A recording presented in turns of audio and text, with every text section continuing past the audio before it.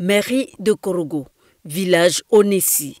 Le ministre Amadou Coulibaly remet au maire Lassana Coulibaly 20 millions de francs CFA, l'équivalent du prix de 4000 timbres d'enrôlement. C'est le don des opérateurs économiques et cadres de la ville de Korogo pour aider les populations économiquement faibles à se faire enrôler en vue de l'obtention de la nouvelle carte nationale d'identité.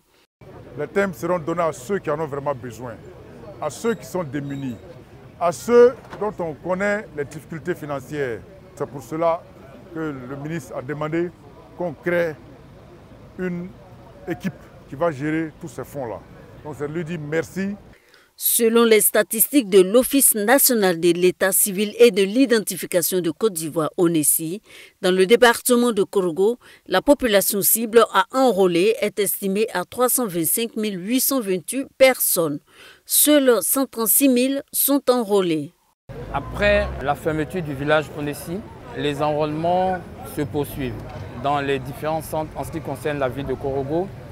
Nous avons 13 centres répartis dans les différents quartiers. En ce qui concerne les réclamations, un numéro est ouvert, le 1340. Pour encourager les populations à se faire enrôler massivement, le ministre Amadou Coulibaly a sollicité le déploiement de plusieurs équipes de l'Onessi dans la région du Poro, notamment dans les villes de Korogo, Mbengue, Dikodougou et Nguembe. Ce que nous voyons, nous pouvons dire déjà que le déploiement de ces équipes mobiles est un succès. C'est une façon de rappeler aux populations que les cartes d'identité établis donc depuis 2009 sont arrivés à expiration, mais qu'en même temps, l'État fait tout pour leur faciliter donc, les démarches pour pouvoir avoir ces nouvelles pièces. Dans le département de Korogo, 90 000 nouvelles cartes nationales d'identité ont déjà été distribuées et 18 000 attendent d'être retirées.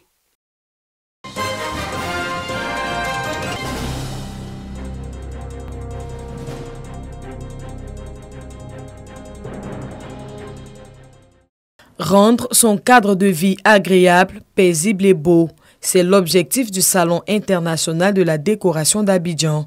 Les 2 dernières éditions visaient à faire entrer dans les mœurs la culture de la décoration. L'édition 2022, quant à elle, veut imposer la déco comme un rendez-vous culturel en Côte d'Ivoire. Quand on parle de décoration, c'est quoi? La décoration, vraiment, c'est la mise en valeur d'un espace bâti ou non bâti. Donc, ce qui veut dire que quand on est dans une maison ou dehors, que ce soit, quand vous voyez aujourd'hui l'échangeur, c'est beau, ça embellit un pays. C'est pareil, quand vous avez une maison, il y a l'aménagement. Parce qu'il faut faire la différence entre un architecte d'intérieur et un architecte. Et nous, aujourd'hui, le but, c'est ça, c'est d'amener tout le monde à faire la différence et à savoir que la décoration, elle est importante. Parce que, comme on a l'habitude de dire, une maison, c'est une vie. Décoration ethnique et valorisation de nos cultures. C'est le thème qui va animer le Salon international de la décoration d'Abidjan du 11 au 14 mai prochain. Du 11 au 14 mai prochain. Quand on parle de décoration, on parle de décoration ethnique, on parle plutôt de la décoration scandinave. Mais pourtant, l'Afrique, la base, nous avons beaucoup de potentiel. Nous avons pour pouvoir faire cette décoration qui est l'ameublement, le bois. Donc aujourd'hui, on aimerait que les Ivoiriens, et surtout les Ivoiriens, les Africains, se sentent vraiment premiers dans cette décoration. Ce rendez-vous du beau, du chic et du glamour veut faire connaître les savoir-faire ancestraux dans le domaine de la décoration en Côte d'Ivoire. Exposition, panel animé par des professionnels de la décoration, mais surtout des actions sociales.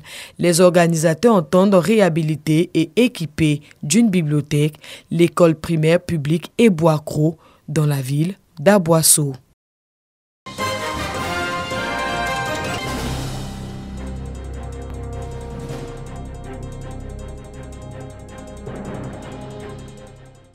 Des vivres composés essentiellement de riz et de sucre, remis aux veuves et aux nécessiteux musulmans pour les soutenir en cette période de jeûne. Ces actions de charité s'inscrivent dans le cadre de la 8e édition de la solidarité Ramadan. Je suis heureuse. Avec l'état les jeunes, je remercie la main qui a donné. Que Dieu bénisse cette main qui a remis ces cadeaux. Les initiateurs se réjouissent d'accomplir ces œuvres caritatives depuis 8 ans. C'est le mois de partage et de solidarité. À cette occasion, nous voulons offrir quelque chose à nos frères et à nos sœurs. Nous profitons pour remercier le président de la République qui nous a offert des dons. Je profite pour dire à nos frères musulmans de faire plus de solidarité et puis de vivre ensemble avec les autres confessions religieuses. On a besoin des grandes femmes en Côte d'Ivoire qui vont vraiment d'elles-mêmes décider d'initier ce genre de cérémonie qui parle que d'amour, partage, solidarité. Dans un pays sans amour, sans partage, sans paix, ce pays n'avance pas. Quand, en cette période de pénitence, vous pensez à apporter votre aide aux démunis, votre mission ici est noble. Ce sont au total 175 familles qui ont bénéficié du programme Solidarité Ramadan, mis en œuvre par l'Alliance des associations et organisations féminines musulmanes.